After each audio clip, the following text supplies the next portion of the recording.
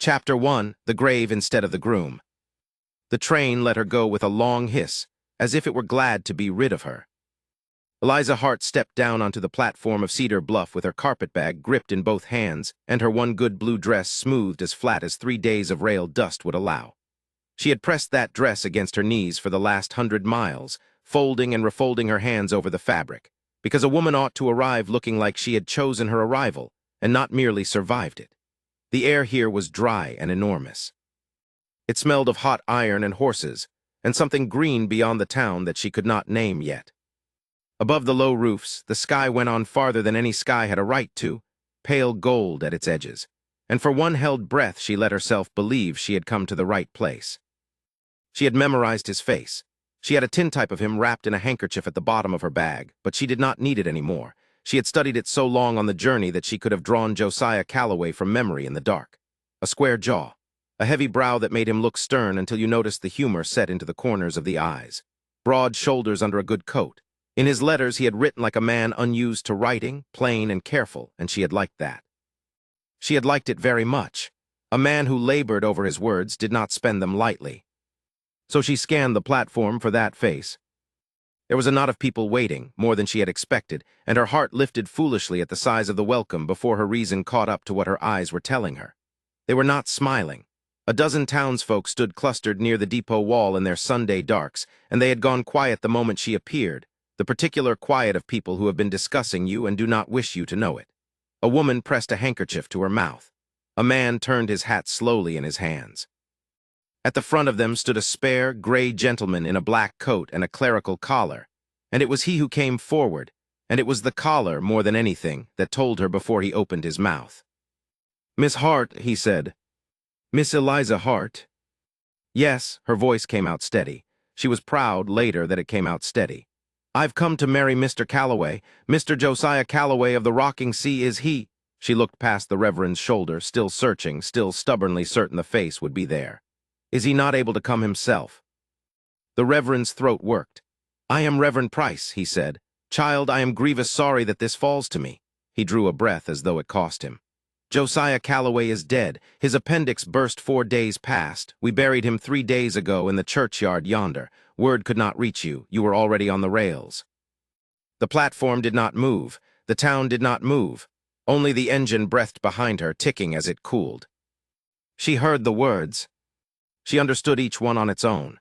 It was the arrangement of them she could not make sense of, the way a person cannot at first read a sentence in which every letter has been jumbled. Dead. Buried. 3 days ago. She had been eating a boiled egg in a swaying dining car 3 days ago, thinking of what she would say to him. She had practiced it. She had practiced how she would not seem too eager and not seem too cold. And the whole while there had been a mound of fresh-turned earth waiting for her at the end of the line with his name on a board above it.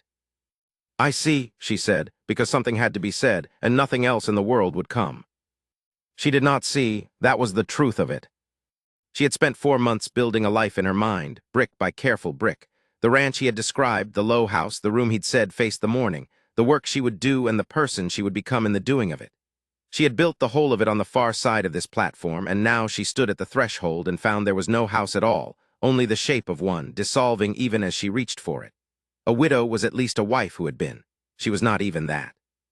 She was a bride to a man she had never once laid eyes on living, and she had missed him by 3 days, and there was no name in the language for what that made her. A murmur went through the townsfolk, released now that the terrible thing had been spoken aloud. It was then that she understood the quiet had not been only sorrow. It had been calculation. She could feel it settling over the platform like the dust, the sum being worked in a dozen heads at once, and it was the station master who said it first, not even to her, but sideways to the man beside him, in the flat carrying voice of someone discussing a shipment gone astray. "Well, there she is, and now what's to be done with her?" "Nothing to be done," said the other man. He wore a range coat, and a Calloway brand would not have surprised her stamped on his hide. He had that proprietary set to his shoulders. "She's no kin, no claim. Josiah sent for her. Josiah's in the ground. Ain't the county's lookout." "Somebody's got to pay her fare back east," the station master said. "Can't leave her standing on my platform. Whose money is it? Not mine." "Not mine either. Talk to the estate. Talk to the cousin when he comes." The cousin ain't here. Then she waits or she walks. They spoke across her as though she were the freight, as though she were a crate mislabeled and refused at delivery, to be argued over and eventually shipped back to whatever fool had sent it. Eliza stood very straight in the middle of it with her carpetbag in both hands and felt the heat climb her neck and flood her face, and she made herself keep her chin level, because the one thing she would not do in front of these strangers was weep. She had wept enough in private over the last year to last a life. She would not give them this. But oh, she felt the trap of it close, tooth by tooth, even as they haggled. Because there was no money for a return fare. She had spent nearly her last coin on the passage out, and what remained would not carry her 2 counties, let alone across a continent. There was no family waiting back east to wire funds or open a door. Her father was dead and the farm sold to his debts. Her aunt had made it brutally plain that a niece who ran off to marry a stranger from a newspaper column was no longer a niece she knew. Eliza had burned that bridge herself, deliberately, with both eyes open, because staying had meant becoming the unpaid servant in her aunt's house until she was too old to be anything else. She had chosen the stranger and the newspaper column and the enormous gold-edged sky. She had chosen this. The train that had brought her sat cooling at her back, and it was, she understood with a lurch, the only road out of Cedar Bluff, and it belonged to men who were already deciding to put her on it. "There's the eastbound in 2 days, the station master was saying. "Thursday, mid-morning, simplest thing all around." Simplest thing, the range-coated man agreed. 2 days, they had disposed of her in the space of a minute, standing over her open grief like men stepping around a puddle, and settled it. Thursday, mid-morning on the eastbound, and good riddance to the mistake Josiah Calloway had ordered from a catalog and inconveniently died before receiving. It was then she noticed the man at the edge of the crowd. He stood a little apart from the rest, near the corner of the depot, and he had not said a word. He was tall, taller than the men doing the talking, and built wide through the shoulders in the way of a man whose strength was earned at labor and not admired in a glass. His hat was off, held against his chest, and she realized he had come to town in his morning best, such as it was. A dark coat gone gray at the seams, a clean collar, boots he had knocked the worst of the range from. He had come to bury his employer. She knew it somehow before she knew anything else about him. Grief sat plainly on him, quiet and unperformed, nothing like the handkerchief dabbing of the woman in front. But he was not looking at the grave or the church or the ground. He was looking at her. Not the way the others looked at her, not weighing her fare, not measuring the nuisance of her. He was watching how the town handled her. His eyes moved from the station master to the range-coated man and back to her face, and there was something in the set of his jaw that had gone hard and still, the way water goes still just before it freezes. He heard every word of the haggling. She could see that he heard it. And she braced, out of a year's bitter habit, for him to add his coin to the reckoning, to say his piece about whose lookout she was and wasn't. He didn't. He said nothing at all. He only stood there with his hat over his heart and let them talk, and his eyes came back to her and stayed, and there was in them. She would turn this over later in the dark of a borrowed room, not pity. Pity she could have borne and hated. This was something else. It was the look of a man taking accurate measure of a wrong and filing it away where it would not be lost. "Miss Hart," Reverend Price touched her sleeve gently, drawing her attention back. "You've had no rest and no supper and a blow that would fell a strong man. Let us not settle your whole future on a train platform. Mrs. Doyle keeps a clean boarding house. There'll be a bed tonight at the least. The rest can wait for morning and cooler heads." "Thank you," Eliza said. She was surprised again by her own steadiness. "That's kind." "It's Christian," he corrected, a little helplessly, "which is not always the same thing in this town, I'm sorry to say." Behind her from far down the valley, the train that had brought her gave a warning whistle, gathering itself to move on without her, to carry its noise and its smoke and its promise of elsewhere on down the line. She turned her head to watch it go, this thing that had delivered her to a grave instead of a groom, and she thought, 2 days, Thursday, mid-morning. They have decided. Everyone on that platform had decided she would be on the next eastbound. Everyone but Eliza. And though she did not yet know his name, the broad, quiet man by the corner of the depot who put his hat back on his head as the whistle faded and did not leave. Chapter 2, A Debt Nobody Wants. The boarding house sat at the crooked end of Cedar Bluff's only street, a 2-story clapboard box gone gray as driftwood, and Eliza Hart climbed its steps because there was nowhere else in the world to climb them to. Hetty Doyle answered the knock with a lamp in her hand and suspicion already arranged on her face. She looked Eliza over the way a farmer looks over a horse somebody's trying to give away free, hunting the flaw that explains the price. "You'll be the one off the noon train," Hetty said. It was not a question. "Eliza Hart," she kept her chin level, though the effort of it made her jaw ache. "I was told you let rooms." "I let rooms to folks that pay for them." "I'll pay." The lie cost her nothing yet and everything soon. "When I'm able." Hetty's mouth thinned. For a long moment the only sound was the moths knocking themselves stupid against the lamp glass. Then the older woman sighed, a sound with a whole ledger of grievance folded into it. "Josiah Calloway sent for you," she said. "Josiah Calloway's dead. That makes you a bill left on this town's doorstep, and I'm too tired tonight to argue about who ought to catch you." She stepped back from the door. "There's a room at the top of the stairs, small. You'll have it on credit against the estate, and God and the lawyers can fight over whether the estate ever pays. Supper's at 6. Don't be late and don't expect seconds." "Thank you," Eliza said, and meant it more than the two thin words could carry. "Don't thank me." Hetty was already turning away. "Half this county's decided you're leaving Thursday. I just didn't want it said I put a woman out in the dark." The room was scarcely wider than the bed in it. Eliza set her carpetbag on the floor, sat on the quilt, and did not weep, because weeping was a thing you did when someone was coming to comfort you and no one was coming. She had learned that particular arithmetic long before Cedar Bluff. Instead, she pressed her palms flat to her knees until they stopped trembling, and she thought. Behind her in Ohio, there was nothing. A stepbrother who'd made it clear the house was his the day their father was in the ground. A letter she'd answered from a rancher named Calloway who wrote in a plain, square hand about a big sky and a fair partnership, and a man too busy building something to be lonely about it out loud. She had sold her mother's brooch for the train fare. There was no fare back, and nothing at the other end of it if there had been. So there was only forward or there was nothing. Eliza had never been much good at nothing. She went to the grave at dusk. The churchyard lay past the chapel on a low rise where the wind had a clear run at everything, and the mound of Josiah Calloway's grave was still raw, the sod not yet knitted over the turned earth. Someone had set a plain wooden marker. The paint of his name was hardly dry. Eliza stood over it with her shawl gathered close and felt foolish, and did it anyway. "I don't know what you looked like when you laughed," she told the dirt. "I had your picture by heart, but a tintype doesn't laugh. I thought I'd learn it. I thought there'd be years to learn it in." The wind took the words off east, the direction they all wanted to send her. "They mean to put me on Thursday's train," she went on quieter. "Like a parcel come to the wrong address, and I've been sitting up in that little room deciding whether to let them."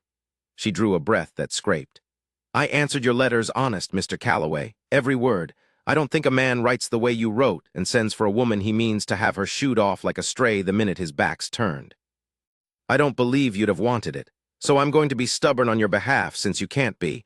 I hope you don't mind."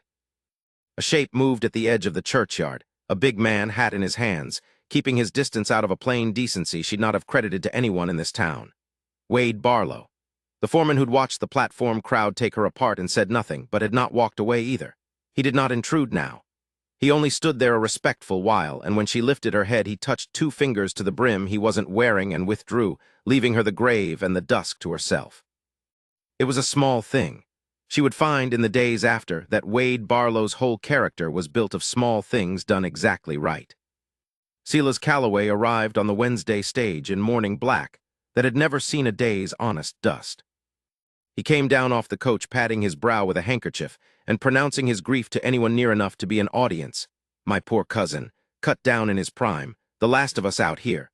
And inside the hour he was walking the length of the mercantile porch as though he were measuring the town for new curtains.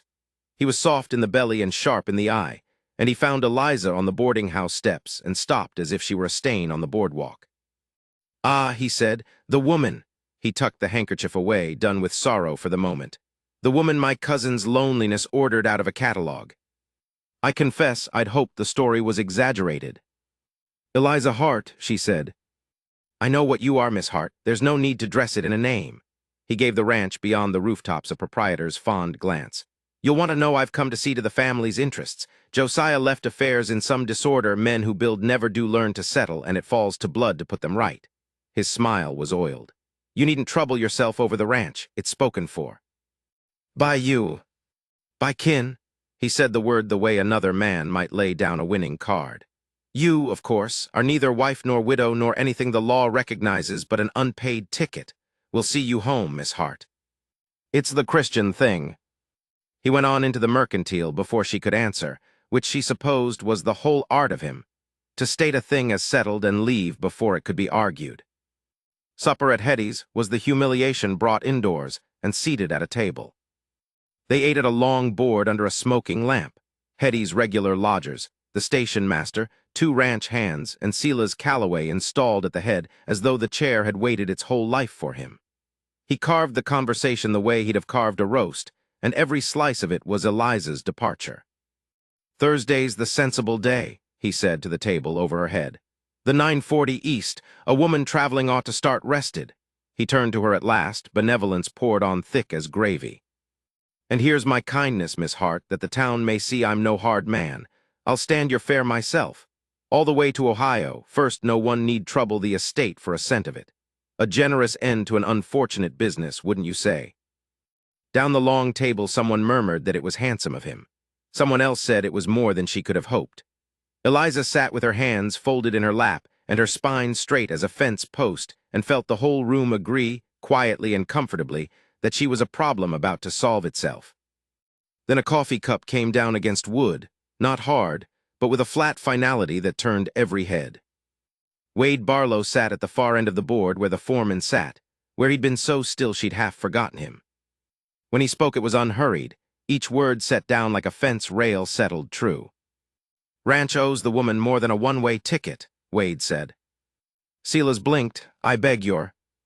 Josiah sent for her. Wade wasn't loud. He didn't need to be, the room had gone to church quiet. Sent his word east on paper in his own hand. She got on a train on the strength of it and gave up whatever she had to give up to do it.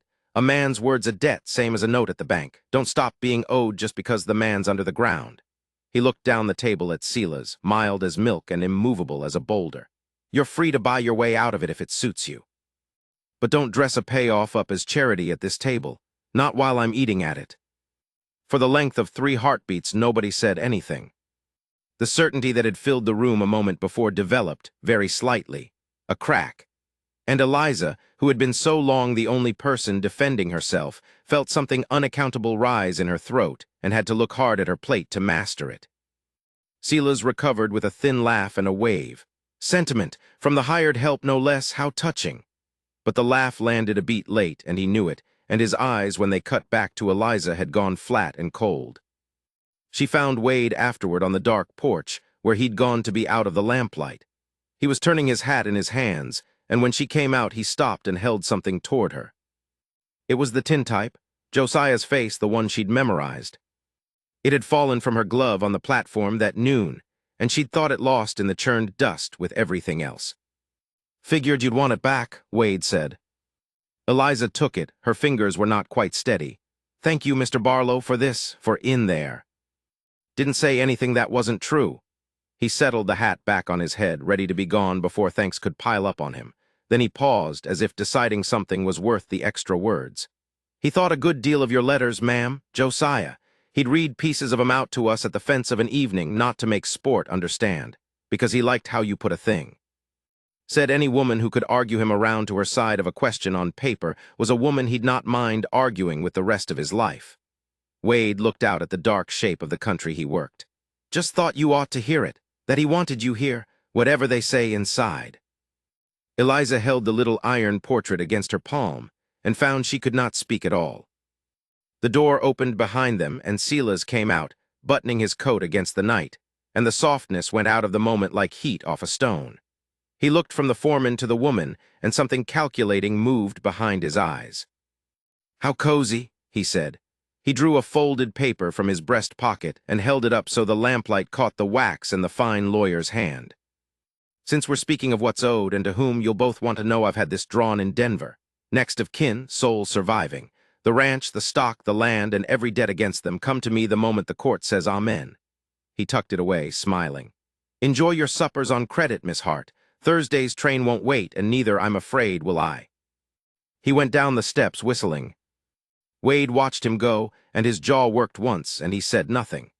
But Eliza, standing beside him in the dark with a dead man's picture warming in her hand, understood two things at once and with perfect clarity.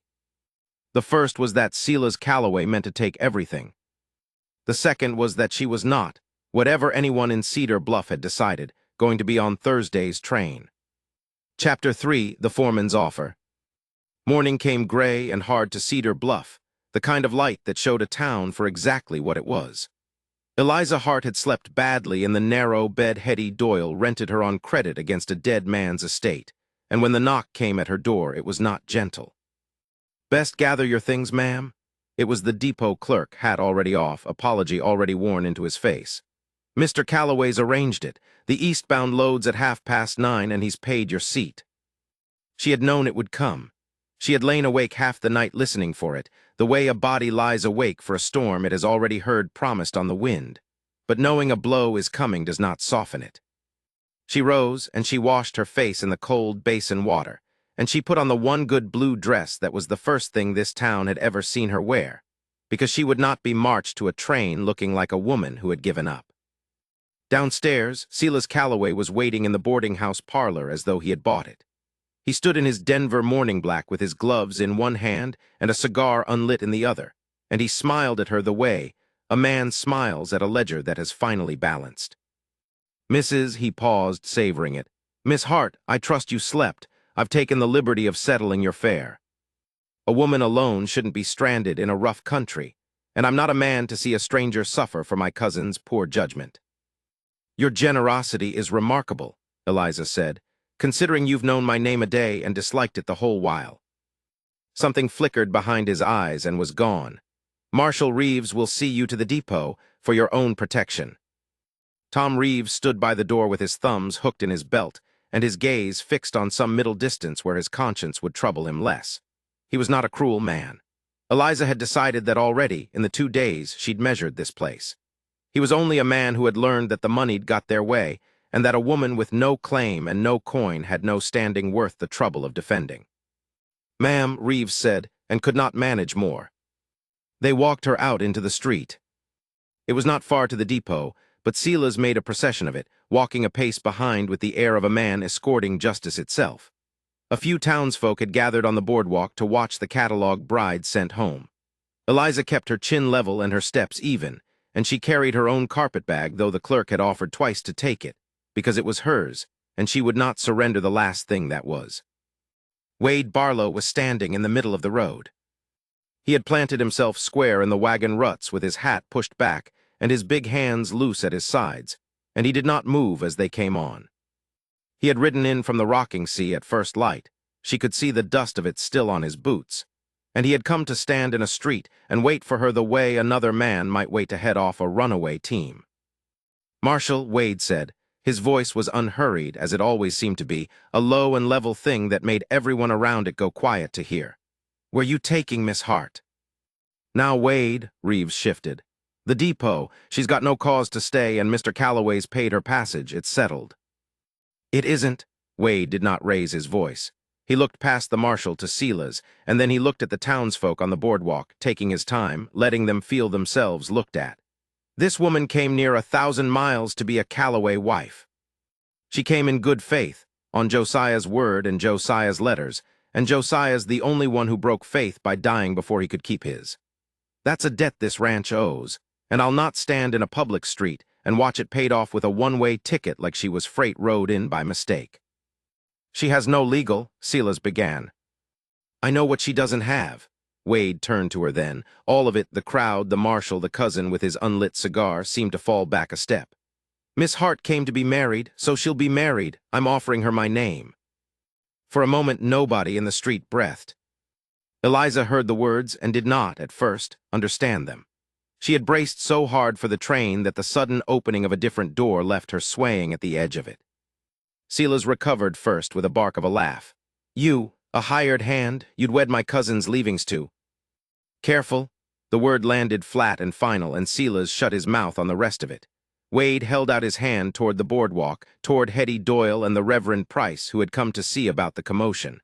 "There's witnesses enough. Marshal, you'll hold that train." Reeves looked from Wade to Sila's and back, and Eliza watched relief steal across the lawman's face, plain as sunrise. The relief of a decent man handed a reason not to do the thing he'd been ashamed to do. "I reckon I can hold a train," Reeves said, "for a wedding." Wade drew her aside, out of the crowd's hearing, into the narrow shade between the mercantile and the harness shop. He turned his hat brim slowly in his hands, and for the first time since he'd planted himself in the road she saw that the steadiness cost him something. "I'll say it plain," he told her, "so there's no mistaking me for a man who spun you a story. I'm not asking for your heart, Miss Hart. I've got no right to it, and I'm not fool enough to think a woman owes it for a favor. What I'm offering is a roof that won't blow off in a wind and a name that'll stand between you and every man in this county who thinks you're theirs to load onto a train. That's all. A shield and honest work. Nothing you don't say yes to ever, not one thing." She studied him. Broad through the shoulders, weathered around the eyes, a man of maybe 35 who spoke as though every word had been weighed on a scale before he let it go. He was not looking away from her, and he was not looking at her the way Sila's did, as if she were a sum. He was only waiting. "You'd tie yourself to a stranger," she said, "to spare her a train." "I'd not see a decent woman thrown out like slop water," Wade said. "And Josiah spoke of you. Read me your letters by the fire more nights than one, proud as a boy. He meant to keep his word to you. I aim to keep it for him." Pride rose in her throat, hot and quick, and very nearly spoke for her. She had been treated as a burden and a debt and a joke for 2 days. And here now was Charity dressed in a wedding coat, and the whole of her wanted to lift her chin and tell him she would sooner ride the train than be another man's good deed. But she had lain awake and counted her coin, which was none. She had counted her family back east, which was none. She had counted the bridges behind her, every one of them ash. And she was not, she reminded herself, a woman who confused pride with sense. "I'll not be a kept thing," Eliza said. "I'll not sit in your house and be grateful and useless while men decide my life over supper. If I say yes, I say it to a partnership. I'll keep the books, I'll learn the stock, I'll earn my place at the rocking sea the same as any hand you pay, and I'll be consulted like a partner, not managed like a wife who came in a crate. Those are my terms, Mr. Barlow. I'll not have any others." Something moved at the corner of his mouth that on a less serious man might have been a smile. "Josiah always said your letters had more sand in 'em than most men he'd met." "Then he read them right." She put out her hand the way a man would to close a bargain, and she held his eyes while she did it. "Do we have an agreement?" Wade Barlow looked down at that small hand held out to him in the alley shade, and he took it in his own, careful, as if it were something a rough grip could bruise. "We do," he said. He did not tell her, standing there, what it would cost him, but he knew it, and later she would understand that he had known it all along. Josiah's will was a muddy thing, drawn up quick and never finished clean, the future of the rocking sea left half-spoken between the lines. A dead man with no wife and no child was a gift to a grasping cousin. The land would slide toward blood kin like water finding low ground, and Sila's had ridden all the way from Denver to be standing under it when it fell. But a wife on the land changed the shape of the ground. A Callaway widow, or near enough, married honest and living on the place, was a wall across the easy path Sila's had come to walk. Wade knew it would put a target on his own back and on hers. He knew that marrying her turned a quiet foreman into a man Sila's Callaway would have to break. He did it anyway. He had given his word to a dead man, and now he had given it to a living woman, and to Wade Barlow a given word was law he did not get to repeal. They were married on the courthouse steps within the hour, because Reverend Price said the Lord did not require a roof to bless a promise, and Hetty Doyle said she'd not miss it for a fire. Eliza stood in her blue dress with the prairie wind pulling at her hem, and repeated the words after the Reverend in a clear, unshaking voice. Wade said his low and sure. There was no ring. Wade slipped a plain band off his own smallest finger, warm from his hand, and it hung loose on hers, and Hetty said they'd size it proper later and blew her nose loud on her apron. When it was done, Sila's Callaway stood at the foot of the steps and did not offer congratulations. He drew on his gloves one finger at a time, and his smile had gone thin and cold as pond ice in November. "Enjoy your morning," he said. "You've married a housekeeper's problem, Barlow, and put your name on it, but a hasty vow to a stranger with no claim won't hold in any court that counts, and I promise you it will be counted." He fitted his hat. "Blood holds this land, not a hired man's romance and a widow who was never a wife." I'll see you both at law. He turned and walked back up the street toward the hotel, unhurried, a man who believed the ending was already written and only the pages remained to turn. Eliza felt Wade go still beside her, felt the readiness come into him like a held breath. She laid her hand, the one with the loose, warm band on it, flat against his forearm, and the muscle there eased under her touch. "Let him count," she said quietly. "I've always been quicker with figures than any man expected." The wind came off the open country beyond the town, carrying the smell of grass and dust and distance, the smell of the land she had come near 1,000 miles to reach and had almost, that very morning, been sent back from forever. Somewhere down the line a whistle sounded, the eastbound, loading and leaving without her at last. Eliza Barlow did not turn to look at it. Chapter 4, Vows of Convenience. Hetty Doyle's parlor had never been meant for weddings. It smelled of lamp oil and yesterday's bread, and the horsehair settee sagged in the middle. But Hetty had pushed the settee to the wall, laid a clean cloth over the sideboard, and set a jar of prairie asters on it, and somehow that small effort made the cramped room feel like a church. Eliza stood in the doorway in the same blue dress she had worn off the train. She had brushed it and sponged the road dust from the hem, and she had pinned her hair up the way her mother had taught her a lifetime ago, but there was no hiding that it was a traveling dress and not a bridal one. She smoothed her palms down the front of it. "You look fine," Hetty said from behind her, low, so the men wouldn't hear. "Better than fine. Half the brides I've seen married in this town looked like they'd been dragged to it by the hair. You're standing up straight, at least." "I don't feel as if I am." "No bride ever does. That's what the standing is for." Wade waited by the cold hearth in a white shirt Eliza had never seen him wear, clean and pressed and a size too tight across the shoulders, and the sight of him buttoned into it with his hat in his two hands made something in her chest go tight and strange. He had shaved. There was a nick under his jaw where the razor had caught him, and it was the shaving, more than the shirt, that undid her a little, the plain fact that a man who owed her nothing had taken care to look decent for her. Reverend Price opened his worn book. Cole stood witness on Wade's side, hat pressed to his chest, and young Sam behind him craning to see. Hetty stood at Eliza's shoulder. That was the whole of the congregation. "We are gathered," Price began, and then seemed to think better of the borrowed grandness of it and simply looked at the two of them over the top of his spectacles. "You both know why you're here. I won't pretend it's the ordinary way of things, but I've buried enough people in this county to know that the Lord is more interested in what folks do for each other than in how it came about. So we'll do this honest and plain." He read the vows. They were the old words, the same ones spoken over every couple who had ever stood in a frontier parlor, and Eliza had expected them to feel like a transaction, a signature, a door closing on the train that would have carried her back to nothing.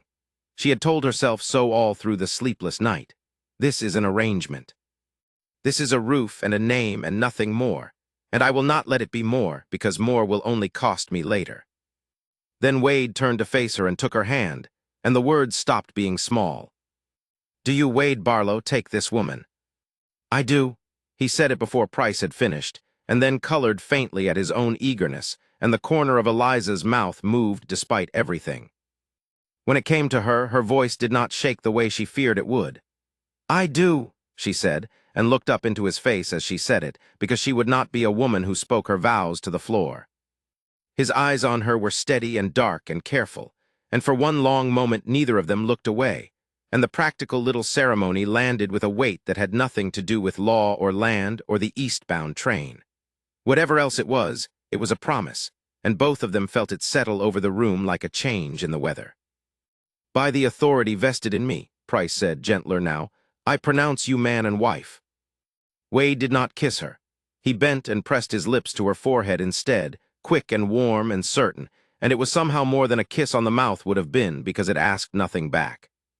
Cole let out a whoop, and Sam grinned so wide it split his freckled face, and Hetty was dabbing at her eyes with the corner of her apron and pretending furiously that she was not. "Well," Hetty said thickly, "there's coffee and cake, such as it is, and then you'll want to get her home before dark." They rode out to the rocking sea in the long gold light of late afternoon, Eliza on the wagon seat beside Wade, her carpetbag and a crate of Hetty's provisions rattling in the bed behind. The town fell away, and the land opened. She had built the ranch in her mind from Josiah's letters, a house, some cattle, a creek he'd mentioned once, and half feared to find a poor scraped-together place that would shame the pride she'd staked on staying. Instead, the road crested a low rise, and the whole of it lay spread below her in the falling sun. Grass ran green and gold to the foot of the hills, broken by dark stands of cottonwood along the creek line. Cattle moved through it, red-brown and unhurried, more of them than she had let herself imagine.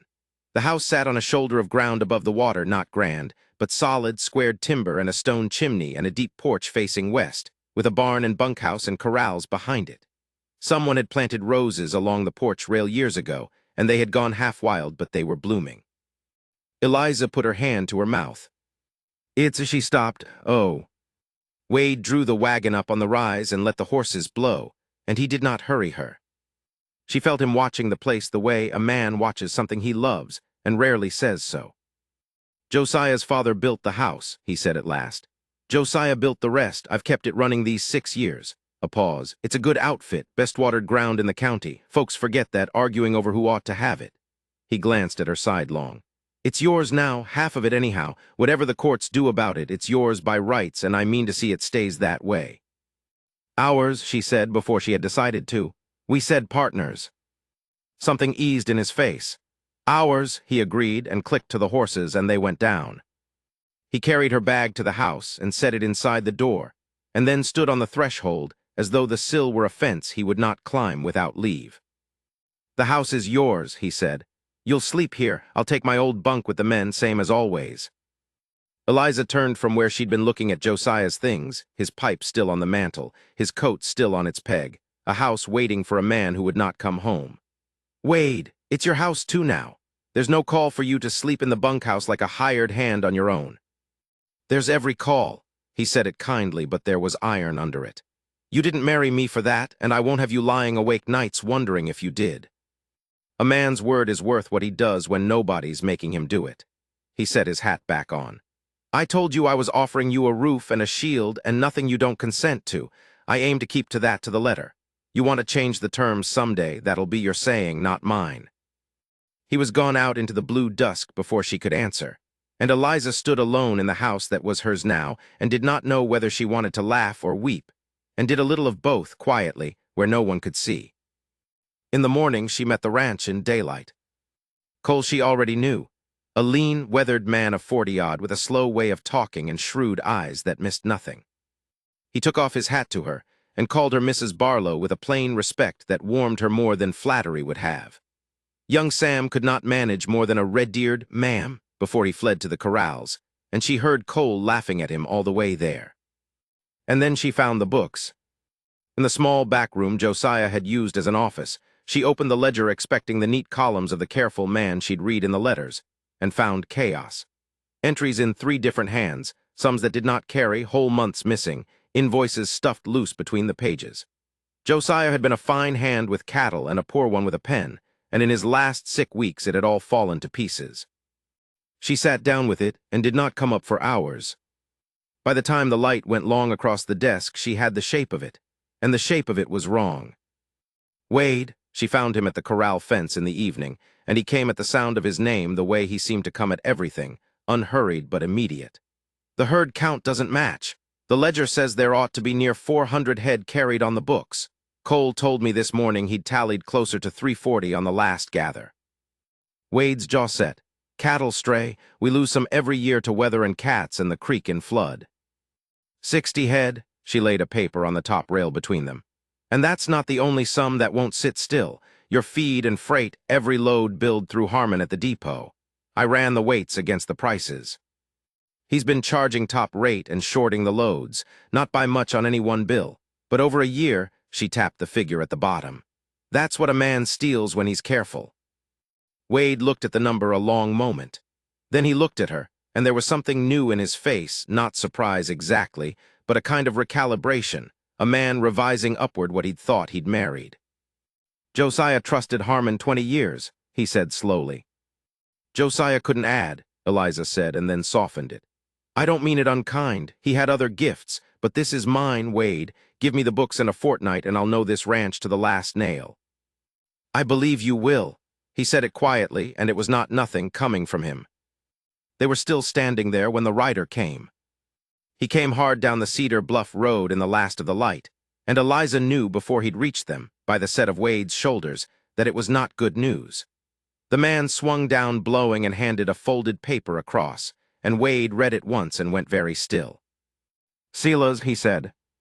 "What has he done?"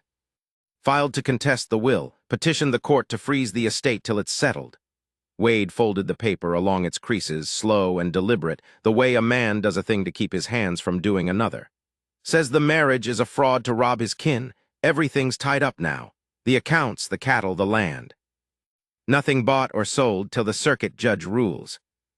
Eliza looked out over the darkening grass, the roses on the rail, the smoke just starting from the chimney, the whole of the home she had had for one single day, and understood with a cold clarity what she had done. "I didn't just make myself safe," she said. "Marrying you, I made myself a target." Wade's hand closed over hers on the rail, warm and sure and unhurried. "You made yourself a Calloway wife," he said. "That's what you came to be, and I'll fight the whole of Denver before I let them tell you different." She did not pull her hand away. Above them, the first stars came out over the land that was theirs, and might not stay theirs, and Eliza set her jaw and began already to plan. Chapter 5, Learning the Land. The frost was still silver on the fence rails when Eliza Hart. She had not yet learned to think of herself as Eliza Barlow, though the Reverend's words had made her so, swung down from the sorrel mare and worked the wire staple loose with cold fingers. 10 days a wife, and already her hands had the map of the rocking sea written into them, the blister risen and broken on her palm, the nick across her thumb from a barb she hadn't respected, a new hardness along her fingers that her mother would have wept over. She did not weep. She pulled the loose wire taut, hooked it, and drove the staple home with 3 sure strokes of the hammer, the way Cole had shown her. "That'll hold better than half the counties," Cole said from his horse, and he did not say it to flatter her. She had learned that about him already. He was a man who spent words like they cost him money, and so the few he gave meant something. "It ought to," she said. "I've mended it twice now." They rode the north line together in the gray morning, and Eliza kept her seat the way Wade had taught her, heels down, back easy, hands soft on the reins. A week ago she had ridden like a woman carried against her will. Now the mare's gait had stopped being a language she feared. The land opened ahead of them, brown and rolling and enormous, and somewhere in the last 10 days it had stopped being the ranch that nearly turned her out and become, quietly, the place she meant to keep. By the time the sun burned off the frost, they turned for town. She had business at the freight office, and she meant to see it done herself. The freight agent's name was Harmon, a soft, round man with a soft, round smile who had been overcharging the rocking sea on every hundredweight of wire and feed and coal oil for the better part of 2 years. Eliza laid her figures on his counter now, copied fair in her own hand, the freighted weights against the billed weights, the difference summed at the bottom in ink black enough to read across the room. "There's some mistake," Harmon said, and his smile did not move, but something behind it did. "There is," Eliza agreed pleasantly. 2 years of it. I've written the railroad's own posted tariff beside your billing." "You'll see they don't agree." She let that sit. "I'd rather not write the railroad a second letter, Mr. Harmon, but I will send the first one today unless the Rocking Seas account is credited what it's owed." She watched him weigh it, the trouble of a woman who kept books against a railroad that did not like its agents skimming its good name, and watched him decide. He credited the account in full, and when she walked out with the corrected paper folded in her glove, she did not let herself smile until she was well past his window. Wade was waiting by the wagon, and he had seen her face. "He pay." "To the penny." Something eased in the corner of his mouth that on another man would have been a grin. Josiah dickered with Harmon 8 years and never caught him at it. "Josiah didn't keep his own books," she said. "That was the whole of the trouble." They loaded the wagon between them, and it was in the loading of it, his hand and her hand on the same sack of feed, the brief accident of his arm behind her as she climbed to the seat, that Eliza felt again the thing she had been careful not to name. She had married Wade Barlow for a roof and a shield, and he had married her because a good woman ought not be shipped east like unpaid freight, and they had said so plainly on the courthouse steps. But plain words wore thin against 10 days of shared work, and she found it harder each evening to remember that this was a bargain and not a life. He had taught her to ride out of that same plainness. "You'll need to sit a horse if you mean to run this place," he'd said the second morning, no softness in it, standing at the mare's shoulder in the cold with his hand over hers on the reins, patient as weather, until her body understood what her mind kept arguing with. He never touched her longer than the teaching took.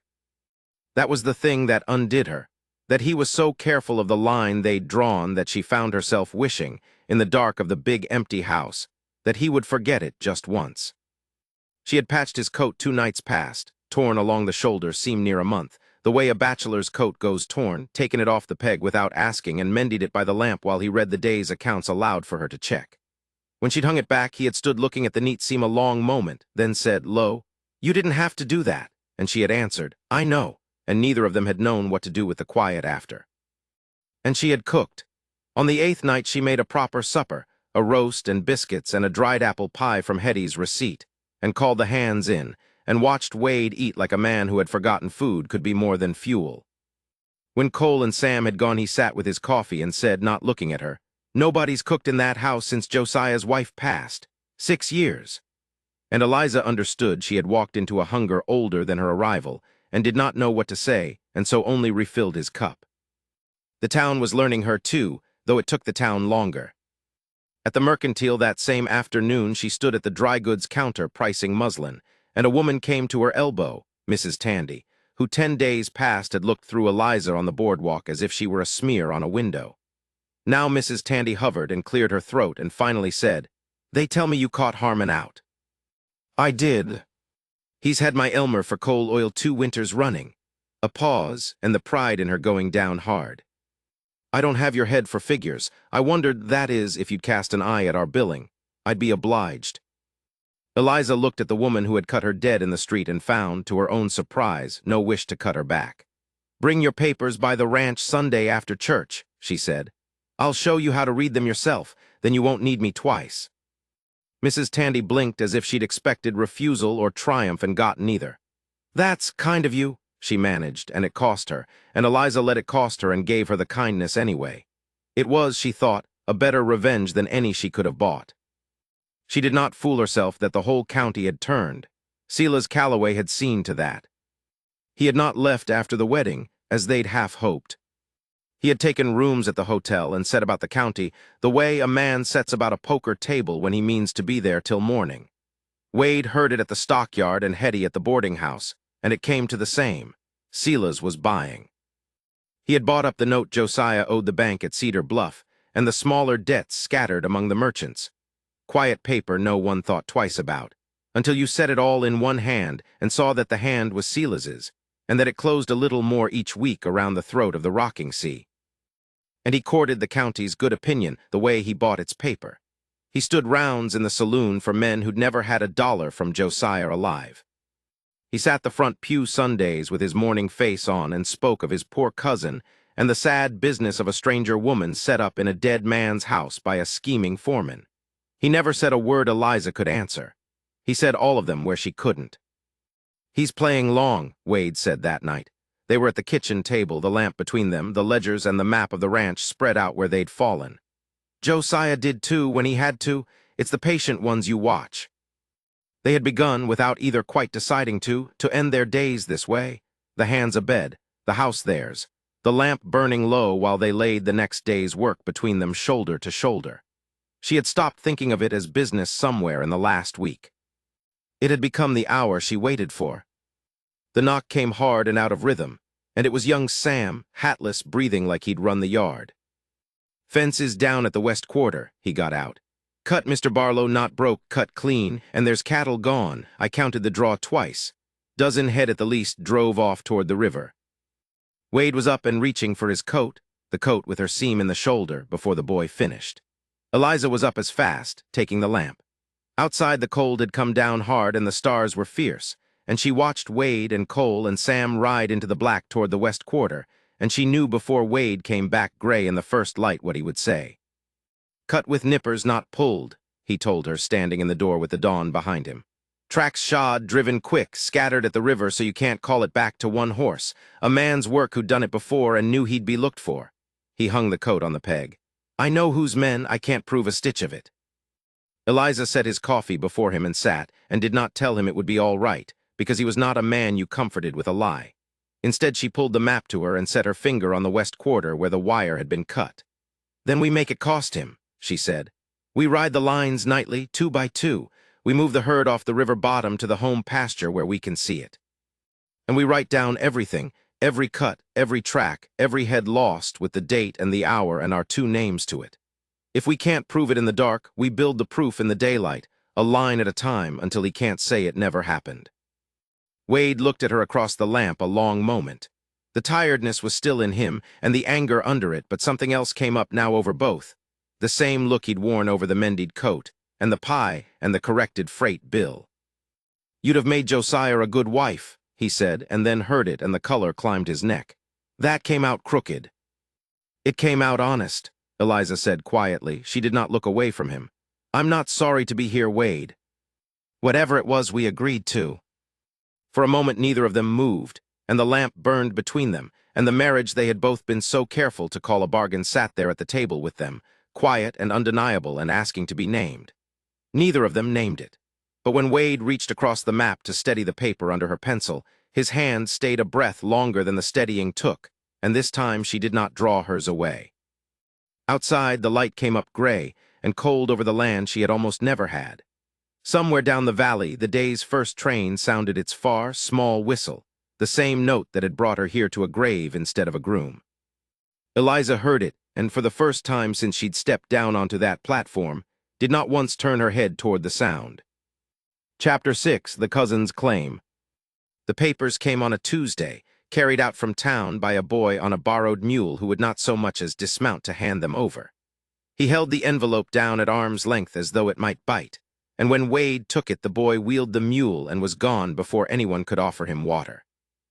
Eliza read the papers at the kitchen table with the morning light lying flat across the pine boards. She read them twice, the second time slower, her finger moving under the lawyer's cramped lines the way it moved under a column of figures she did not trust. When she set the pages down, her hands were steady, which surprised her, for inside she felt as though the floor of the house had tilted a half-inch toward the door. "Well," she said, "he said it plainly, at least that's something." Wade stood at the stove with his coffee going cold in his fist. He had not sat down since the boy rode up. "Say it to me plain, then." "He contests the will. He says Josiah wasn't of sound mind when he sent for a wife by advertisement, and that a man of sound mind wouldn't have." A small, dry sound came out of her that was not quite a laugh. "He says our marriage is a fraud, got up between you and me to steal Calloway land from Calloway blood. He's petitioned the circuit court to set the will aside and grant him the rocking sea entire." Wade set the cup down very carefully, the way a big man handles a thing he would rather throw. "He can't prove a marriage is a fraud that a preacher performed in front of half the town." "He doesn't have to prove it's a fraud." Eliza smoothed the top page flat. "He only has to make the judge doubt it isn't. That's a different mountain, and it's steeper on our side." She looked up at him. "I've kept enough men's books to know the difference between what's true and what a clever man can make look true. Sila's is counting on the second one." Outside, Cole was calling to young Sam across the yard, and the ordinary morning went on without knowing anything had changed. Eliza folded the papers along their creases, which was a thing she did with bad news, folding it small enough to carry. By noon the town had heard. Word ran through Cedar Bluff the way it always ran, ahead of any wagon, and by the time Wade and Eliza came in for supplies, the street had already sorted itself into sides. She felt it before she understood it. At the mercantile, the storekeeper's wife, who only last week had asked Eliza's advice on stretching a widow's flour, would not meet her eye and busied herself with a shelf of tinware. 2 men outside the saloon watched them pass and did not trouble to lower their voices. "That's her," one said. "Married the hired man before the dirt settled on old Josiah. Tell me that ain't a scheme." The other laughed. Wade's shoulders went to iron beside her. She put her hand on his forearm light, the way she'd learned to gentle a green horse that wanted to bolt at nothing. "Let them talk," she said quietly. "Talk isn't testimony. Save yourself for the men who'll sit in that courtroom." "A man says a thing like that about my wife." "Your wife," she said, and something warm moved under the words despite everything, "is asking you to buy nails and not a fight." But it was not all cold shoulders, and that mattered more than she expected.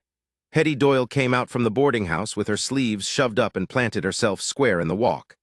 "Eliza Barlow," she called, loud enough to carry, and it was the first time anyone in that town had spoken her married name like a thing to be proud of. "You come take dinner at my table Sunday, and you tell that cousin of Josiah's, if he's got the gall to show his Denver face in my dining room, I'll put him out with a broom." She said it looking straight at the men by the saloon, and one of them found something to study in his boots. Cole, who had ridden in behind them, stepped down and stood at Wade's shoulder without a word, and that was Cole's whole speech on the matter, and it was enough. A rancher named Ford, who had known Josiah 30 years, tipped his hat to Eliza in the street where anyone could see him do it. It was not many, but it was not nobody, and after a morning of nobody she found she could breathe again. "You see," she said to Wade once they had the wagon loaded, "it isn't the whole town.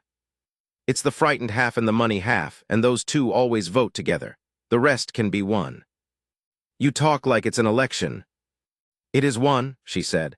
"The judge is only one man, but he doesn't sit in an empty county. What people say Silas is, and what they say I am, that gets into a courtroom whether it's sworn to or not." The county lawyer kept an office over the feed store, and his name was Holly's, and he was an honest man, which Eliza had learned to prize because it was rarer among lawyers than she'd been raised to believe. He read Silas's petition through his spectacles while they sat on the hard bench across from him, and when he finished, he took the spectacles off and rubbed the red marks they left, and that gesture told her the answer before he spoke it. "I won't sugar it," Holly said. "It's a bad set of facts told a bad way." "Tell it the way it is, then," Eliza said. He spread his hands. "Josiah Calloway left a will, and it leaves the ranch to his estate to be settled, and it names no wife because when he wrote it, he had none. He had a woman coming on a train, which is a different thing in law than a wife in a house. The marriage to Wade is legal. I've no doubt of that. Reverend Price signed it. It'll stand." He turned the spectacles in his fingers. "But Silas isn't attacking whether you're married. He's attacking why. If he can persuade Judge Alcott that the two of you wed only to keep a stranger on Calloway land, then the marriage is real but the claim behind it is rotten, and the judge can hand the ranch to blood kin with a clear conscience and call it justice." "And what carries our side?" Wade asked. "Intent," Holly said. "If we can show Josiah plainly meant to make Eliza his wife, meant this to be her home in his own hand before he died, then she stands on his intent and not just a fast wedding. That's the ground we can hold. Trouble is." He looked at Eliza, not unkindly. "Right now I've got a marriage license and a stack of your character, ma'am, which I believe in and a judge won't weigh. What I don't have is one line in that dead man's writing that says he wanted you." The office was quiet. Down through the floor came the muffled thump of feed sacks being stacked.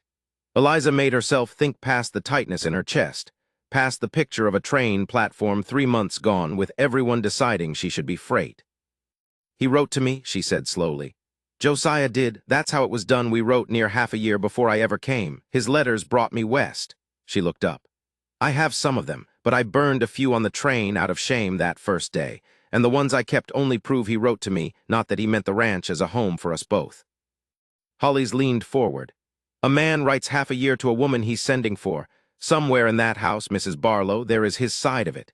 His drafts, his notions set down before he was ready to send them. Men like Josiah keep things." He tapped the desk. "Find me his hand saying he wanted you here, and I'll make a judge listen." They found it that same evening. Josiah's desk stood in the corner of the front room, a heavy roll-top the color of dark honey, and Eliza had not touched it beyond dusting, because it had felt like reaching into a dead man's coat pockets. Now she rolled the top back and lit the lamp close and went through it the way she went through everything, drawer by drawer, careful, laying each thing out and putting it back square. Wade sat near with his hat off, saying little, and there was something in the quiet of the two of them at that work that neither named. In the bottom drawer, under a folder of brand records and a broken pair of spectacles, she found the letters. Not hers to him, his to her or meant to be. A dozen and more, some finished and never sent, some broken off mid-thought and started fresh. A man better with cattle than with words teaching himself to say a thing across 2,000 miles of country. She read one aloud without meaning to, her voice going careful over his blunt lines. He had written of the house, how it needed a woman's sense in it, of the west room that got the morning and would make a good place for her to keep her books, for he had gathered she liked figures and did not intend to keep such a mind idle in a kitchen. He had written that he was not a young man and knew it, that he could offer her land and shelter and steady work, and in time, if she'd have it, his regard. He had written her name at the top of every one. Eliza, not madam, not miss. Eliza as to someone already coming home. "That's it," Wade said low. "That's what Holly's wanted, proof in his own hand." "It is." She pressed the pages to the desk to keep her fingers from trembling on them and found she was blinking hard. "He was kind. I stood at his grave and didn't know one true thing about him, and he was kind." She let out a breath. "I'd have been all right with him, I think. I'd have made it a good life." Wade was quiet a long moment. When he spoke, his voice had gone rough and slow, a man moving carefully over ground that might give. "I didn't marry you just for Josiah's sake," he said. "I want you to know that. I told you on the courthouse steps it was a roof and a shield and nothing you didn't consent to, and I meant it. But it wasn't the whole of it. It wasn't the whole of it that first day on the platform either, when I saw them try to bundle you off like a wrong parcel and something in me just wouldn't have it." He stopped. "I'm not saying it to bind you. I'm saying it because you ought to know what you're standing next to." Eliza did not answer in words. She had 100 and could not reach one. Instead, she let the space between them stay small and did not draw her hand back when his came to rest an inch from hers on the desk, and after a moment she turned her palm up so the edges of their fingers touched. That was all. In the lamplight, it was a great deal. They gathered the letters and the strongbox from the drawer beside them and set it all on the desk to carry to Holly's in the morning. For the first time since the papers came, Eliza slept believing they might win. She woke to Cole's fist pounding the door in the gray before dawn, and to the desk drawer standing open and empty. The strongbox gone, Josiah's letters gone with it, every page. Out a window somebody had eased open in the night while she dreamed of holding on. In town that morning, they said, Silas Calloway took his coffee on the hotel porch and smiled at the street like a man who had already read the ending. Chapter 7, Fire and Testimony. The morning after the strongbox vanished, Eliza sat at Josiah Calloway's desk with her hands flat on the empty wood and made herself look at the thing plainly. The letters were gone. The strongbox was gone. What remained was a scarred drawer with its locked pride, a scattering of dust where a heavy box had sat for years, and the certain knowledge that someone had walked into the house while they slept and taken the one thing that could have saved them. They knew where to look, she said. They knew what it was worth. Wade stood in the doorway with his hat in his hand, the way he had stood on the platform the first day, when he was only the foreman who would not leave. Then they knew because someone told them, he said. A thing like that doesn't get found by luck. Silas, he said the name the way a man sets down a stone he means to pick up again. But knowing it and proving it in front of Judge Alcott are two different rivers, Eliza. Without those letters, the case leans his way. I won't lie to you about that. She looked up at him. In the 6 weeks she had been his wife in name, she had learned to read the small country of his face. The tightening at the jaw that meant worry, the stillness that meant he was already 3 steps down a hard road and measuring what it would cost. Then we don't lean on the letters, she said. We find another leg to stand on. He almost smiled. You don't fold easy. I folded once, she said, on a train platform with a carpetbag and no coin while men debated my fare like I was a crate of nails. I promised myself I'd not do it twice. She rose and smoothed her skirts. Josiah wrote those letters. If he wrote them, he thought them, and a man's intent doesn't die because his cousin steals the paper. They did not sleep much that week. The hearing loomed like weather. And then, 4 nights before it, the weather broke worse than either of them had feared. Eliza woke to Cole's fist hammering the door and the words she would hear in nightmares for years after fire. She was down the stairs and out into the yard in her nightdress with a coat thrown over, and the whole eastern sky above the barn was the wrong color, a low orange boiling that turned the yard bright as a sick dawn. The hay loft had gone up like a struck match. Flame poured out the loft doors and clawed up under the eaves, and the roar of it swallowed the shouting men. Horses screamed inside. Wade was already there, shirtless, a wet feed sack over his face, and Eliza saw him plunge back through the barn door into the smoke as if it were only a curtain. Sam's in there, Cole bellowed. He bunked the loft last night to watch the mare foal. Sam's asterisk in asterisk there. Eliza's whole body went cold in the heat. She grabbed the bucket line without thinking, hauling water up from the trough hand over hand, passing it, screaming for more, her eyes streaming. Time came apart. There was only the fire and the black doorway and the long, long stretch where Wade did not come out. Then he did. He came out doubled over with young Sam slung across his shoulders, the two of them wreathed in smoke, and he did not stop until he was clear of the barn and had laid the boy down in the churned mud of the yard. Sam coughed, a terrible racking bark, and coughed again, and the sound of it was the sweetest thing Eliza had ever heard, because it meant he was breathing. His arms burned, Wade rasped. His own back was scored red where a falling timber had caught him. Eliza, the salve, the clean linen. She was already running. They saved the horses, most of them, and lost the barn. By the time the sky truly paled, it was a black skeleton of beams still ticking and settling. And the four of them, Wade, Cole, Eliza, and Sam, wrapped in a blanket by the well, sat in a silence that had gone past exhaustion into something harder. "That was no lamp knocked over," Cole said finally. "That loft's been dry as tinder all summer, and it never once caught. Now, the week before the hearing, it goes up with a hand asleep in it." He spat. "That's a message, plain as ink." Wade said nothing. He was looking at the barn, and Eliza had never seen his face wear quite that expression, not fear, not even anger exactly, but a kind of settled, terrible clarity. "He tried to burn a boy alive to frighten us," Wade said quietly. "That's the man we're dealing with." Marshal Tom Reeves came out at mid-morning, and this time he did not shuffle his feet and look at the moneyed men in town before he spoke. A near-dead ranch hand had a way of stiffening a slow man's spine. He walked the black bones of the barn with his hat pushed back, and it was Eliza who found the thing that mattered, half-trodden into the mud by the loft's foot. A match tin plate dented and stamped along its bottom edge with the maker's mark, Dorset and Sons, Denver. "Nobody in Cedar Bluff buys Denver matches," she said, holding it out on her palm. "They buy off Hetty's shelf, and Hetty stocks out of Kansas City." Reeves turned the tin over. Nearby, pressed clean into the soft ground away from the trampling, was a boot-print narrow city cut with a worn place on the outer heel. "Silas came in on the stage," the marshal said slowly. "But he brought men with him. That fella Doone that hangs at the saloon and never seems to work, he came down from Denver too." He pocketed the tin. "Mrs. Barlow, I'm not saying this hangs anybody yet. But I'm saying I'll be asking Mr. Doone where he slept last night." It was the first time Reeves had called her Mrs. Barlow, and meant it as a fact rather than a doubt. Eliza felt the small warmth of it even through the ash. But she had a thread of her own to pull, and she did not wait for the marshal. She had been turning it over since the theft, a picture that would not sit right. The night the strongbox went, she had risen once for water and seen a figure crossing the yard toward the road, skirts pale in the dark. She had thought nothing of it then, half asleep. Now she thought of Lena. Lena, who had come to Cedar Bluff with Silas and no visible reason to stay.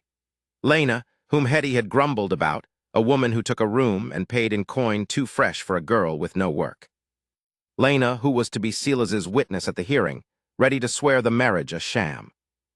"A woman was in this house that night," Eliza told Wade low while they cleaned Sam's arm. "I saw skirts, not a man's silhouette, skirts. And there's only one strange woman in this town with a reason to want those letters gone and coin in her pocket to do it." Wade's hands went still on the bandage. "You think Lena took them?" "I think Silas paid her to take them and paid her to lie, and I think a woman who'll do the one for money can be made to fear doing the other." She met his eyes. "People who lie for pay don't love the man they lie for. They love the pay. Frighten the pay and you frighten the lie." "Then we go careful," Wade said. "Reeves does the frightening with the law behind him. Not you, not alone." She wanted to argue, but she looked at Sam's raw arm and the black barn and knew he was right about the danger, if not the whole of it. "All right," she said. "Careful." There was no more time. The hearing opened 2 mornings later in the plank-walled courtroom above the land office, with Judge Alcott of the Circuit Court on the bench and half of Cedar Bluff packed onto the benches to watch the stranger get sent home at last. It went badly from the first hour. Silas's lawyer was a smooth Denver man in a black coat who spoke of Eliza as if she were a species rather than a woman. "A stranger," he called her, answering an advertisement, a woman who had never laid eyes on Josiah Calloway, who arrived to find her meal ticket in the ground, and who within days contrived a marriage to the man best placed to keep his hands on Calloway property. He turned to the benches as he said it, and Eliza heard the little murmur run through the town like a draft. Then he called Lena. She came up in a gray dress with her hands folded and her eyes down, and she told the room a tidy, practiced story, that she had been a friend to the household. That she had heard Wade Barlow say plain that the marriage was arrangement only to hold the land. That there was no true union in it, no love, no cohabitation, nothing but a paper contrivance to cheat honest blood kin of an inheritance. And the marriage bed? The lawyer asked delicately. Separate, Lena said. He sleeps the bunkhouse. Everyone knows it. It was true, and its truth was the poison in it, a real fact bent into a lie's service. Eliza felt Wade go rigid beside her. She put her hand over his under the table and pressed, hard, willing him still. Judge Alcott listened to all of it with the flat, tired patience of a man who had heard the world's every quarrel over dead men's land. When Lena stepped down, he removed his spectacles, polished them, and looked over the courtroom. "I'll be candid," he said, "as I find candor saves time. This court is asked to weigh a contested will and a marriage that the petitioner calls a fraud. The petitioner is the decedent's blood cousin. The respondent is a woman who came to this territory a stranger and wed the decedent's foreman within the week of the decedent's death." He set the spectacles down. "Absent hard proof of the decedent's expressed intent, something in his own hand, something a court can hold, the law inclines toward blood. I'll hear the rest tomorrow, but I'll not pretend to Mrs. Barlow that the ground she stands on is firm." The gavel came down like a barn timber falling. Outside, in the hard white afternoon light, Silas Calloway stood on the courthouse steps in his morning black and let a smile spread slow across his face as they passed. He tipped his hat to Eliza with exaggerated courtesy. "The next eastbound's Thursday," he said pleasantly for her ears alone. "I'd hate for you to miss it twice." Eliza did not slow and did not answer, but she looked at him full in the face as she went by, so he would know she was not afraid, and she carried the look of him down the steps like a coal held in the hand. The man who had burned a boy, stolen her proof, and now stood grinning over what he thought was a grave already dug. Wade's hand found the small of her back steady, and she leaned the smallest measure into it. "Tomorrow," she said. "Tomorrow," he agreed, and low under the noise of the street so only she could hear it. "We're not on that train, Eliza, not you, not ever again." Chapter 8, The Last Dark Before the Dawn. The lamp had burned down to a thumb's width of tallow, and still Eliza sat at the kitchen table of the rocking sea with her hands folded flat against the wood, as if she could hold the whole house steady by pressing on it. The courtroom was still in her ears. She could hear Judge Alcott's dry voice, the way he had looked at her over his spectacles and said that blood was blood and a stranger's word was only a stranger's word.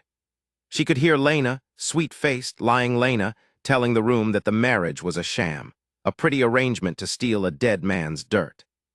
She could hear the silence after, the kind of silence that had followed her off the train her first day in Cedar Bluff, when the town had discussed her fare as if she were a crate left unclaimed on the platform. She had come full circle.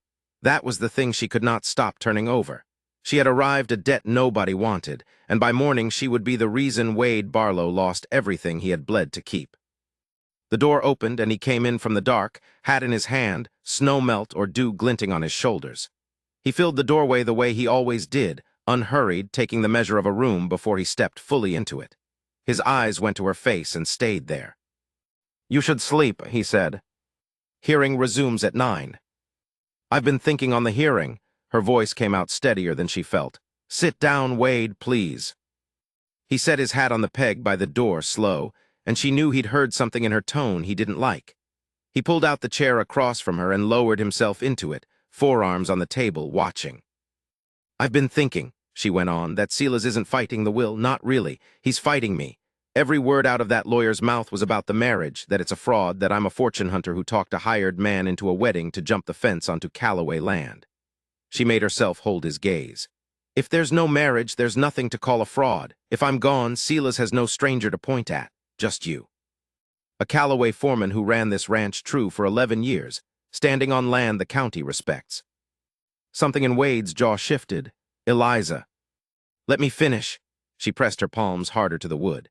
"Judge Alcott already said it. He leans to blood absent hard proof, and our proof is stolen, the letters, the strongbox gone. We have nothing but my word and your word against a cousin with a Denver lawyer. But if I release you from the vow, if I take myself off the board before he rules, then Silas has no fraud to hang his claim on. You'd have a clean fight. You might keep the ranch." "I don't want it kept that way." "You don't get to choose the shape of the storm," she said. "Only whether you go under in it." He leaned back and the chair creaked under him, and for a long moment he only looked at her. That steady, patient regard that had, over these weeks, stopped feeling like a stranger's and started feeling like the one fixed point in her world.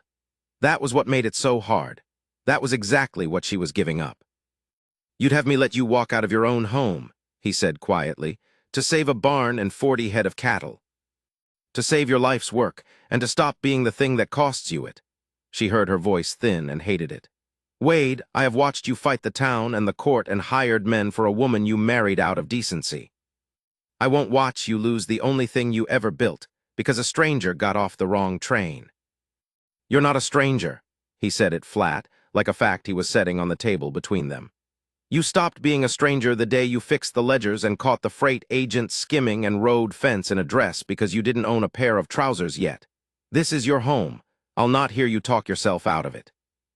It isn't mine if it costs you yours." "Then we lose it together," Wade said. "And I'll build another. I've got 2 hands and a name that's good in 3 counties. What I won't do is trade you for a deed." She looked down because she could not look at him and keep her resolve. Her eyes stung.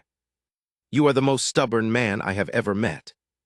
"I've been told," he said, and there was almost warmth in it, "by a woman who reorganized my whole life inside of a week and never once asked leave." A laugh broke out of her, half a sob. She wiped her face quick with the back of her hand and stood, because if she sat there another minute she would tell him the truth, that somewhere between the ledgers and the fence lines and the suppers she cooked to see his careful face come undone, she had stopped marrying him for safety. That was the last thing she could afford to say. Confessing it would only make him fight harder, and his fighting was what she was trying to end. "Go to bed, Wade," she said gently. "We'll both need our wits." He rose. For a moment he stood close enough that she could feel the cold he'd carried in, and she thought, she was almost certain, that he meant to reach for her. But Wade Barlow had built his whole self on not taking what wasn't freely given, and he only looked at her long, as if committing her face to memory against some argument he expected to have again. "9 o'clock, he said. "Don't you fold on me, Eliza, not tomorrow." "I won't fold," she said, and it was true. And it was the cruelest lie she had ever told, because folding and leaving were not the same thing at all. She listened to his boots cross the yard to the bunkhouse. She waited until the light there died. Then she sat back down and by the last of the tallow wrote the note. It took her 4 tries. Everything true sounded like an accusation, and everything gentle sounded like a lie. In the end, she wrote it plain, the way he'd have wanted. "Wade, you gave me your name to keep me safe. Now I'm using it to keep you your home. Don't come after me. Silas can't fight a marriage that isn't there. Tell the judge I ran, it's the truth, and it clears you. I am more grateful than I have words for, and that is why I go. Keep the rocking, see, it was always more yours than mine. E**. She folded it and set it where the salt cellar had sat every morning, so he'd find it at breakfast. Then she went and took down the carpet bag from the top of the wardrobe, the same one she had carried off the train, the same one that had held her whole life in one good blue dress, and she packed it in the dark by feel, and she did not let herself cry again, because crying was a thing you did when you still had a choice. The eastbound came through Cedar Bluff at 6:30. She had 2 hours to walk it and no horse she'd take, because taking a rocking sea horse felt like one more theft, and she'd be damned if she'd leave owing him even that. The prairie was black and enormous. She walked the wagon road toward town with the bag banging her knee and the cold working through her shawl, and the stars wheeled overhead the same as the night she'd stood at Josiah's grave and sworn she would not slink home shamed. She had not slunk. She was walking out with her back straight and her reasons good, and that was a different thing entirely. She told herself that. She told herself the whole 2 miles. Once halfway, she stopped. The house was behind her now, no more than a low black shape against a lower black land, one dead window where the lamp had been. She thought of the ledgers laid open on the desk in her own neat hand, the columns she had wrestled into honesty. She thought of Cole teaching young Sam to throw a rope in the yard, and Sam's arm still bound from the fire, and Wade lifting the boy clear of the burning loft as if he weighed nothing. She thought of the supper table and the shoulder-to-shoulder planning and all the careful, unnamed things she was leaving on it. Then she set her jaw, the way her mother had taught her before the world took her mother too, and she turned her face to the town and walked on. Grief was a luxury for people who still had a choice, and she'd spent hers. Cedar Bluff was still asleep when she reached it, blue-gray and shuttered. The depot sat dark at the end of the street, the platform a pale plank tongue under the sinking moon. She climbed the 2 steps she had come down 11 weeks ago and set her bag by the bench and stood where she had first stood, a woman with no money and no family and no way back. And she waited for the train that would carry her out of Wade Barlow's life for his own good. She did not hear the boots until they were close. "Now that," said a voice from the shadow of the freight office, "is a sensible woman." She turned. The man came out of the dark, unhurried, lean, hard-faced, a stranger's face, but she knew the make of him. She had seen him at Silas's shoulder in town, and she had seen a boot print like the one he left in the mud by the burned barn. Denver-cut coat, a match tin like the one the marshal had pocketed. "Mr. Calloway send you to see me off," she said, and was proud her voice held. "Send me to see you gone." His hand rested easy on his hip, near the dark shape of a holster. "Trouble is, ma'am, a train can be got off at the next stop. Word to a judge can be sent by wire. There's them of us reckon the surer thing is you don't do no more talking about who was seen leaving whose house the night a certain strongbox walked." He smiled without any part of his face agreeing to it. "You understand me." She understood him. She understood him all the way down. She had come to the platform to take herself off the board, and Silas Calloway meant to take her off it in a way there was no getting back from, no wire, no testimony, no Lena unmasked, no letters ever found. She had walked out to save Wade, and walked straight into the thing that would leave him nothing at all. Far off down the valley, faint and rising, the whistle sounded, the same long, hollow cry that had opened her whole story, that had carried her west into a grave instead of a groom. Now it came on like a closing door. "Back off from me," she said, and reached, foolishly, with nothing to reach for.